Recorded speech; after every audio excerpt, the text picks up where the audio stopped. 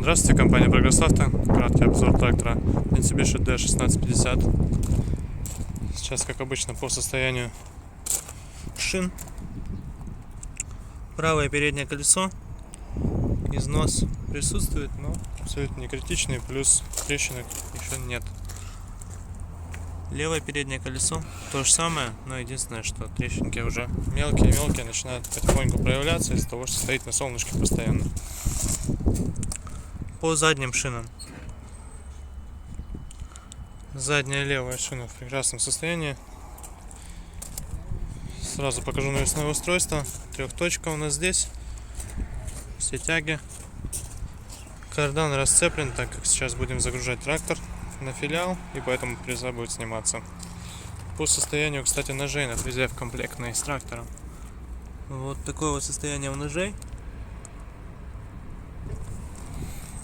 Очень хорошая. В Японии, видимо, менялись.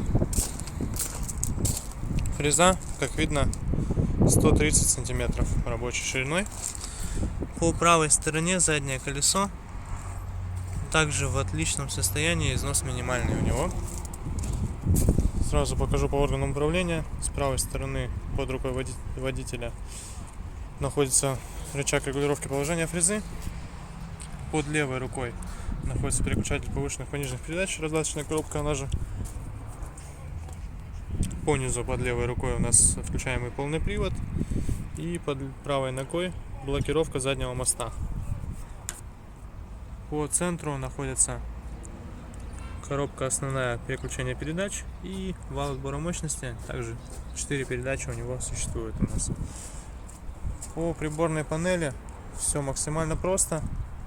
Фары, поворотники, зажигание и ручной газ. Наработку видно 1500 моточасов, но тем не менее трактор 4-цилиндровый у нас, поэтому для большого 4-цилиндрового мотора наработка 1500 часов это совсем не наработка, поэтому приезжайте, будем рады вам показать этот трактор. Теперь уже в одном из наших филиалов, в который он уедет. Трактор достаточно большой, полноприводный, простой в использовании и 4-цилиндровый, как вы знаете, в комплекте с фрезой. Соответственно, очень много задач по домашнему хозяйству он поможет выполнить.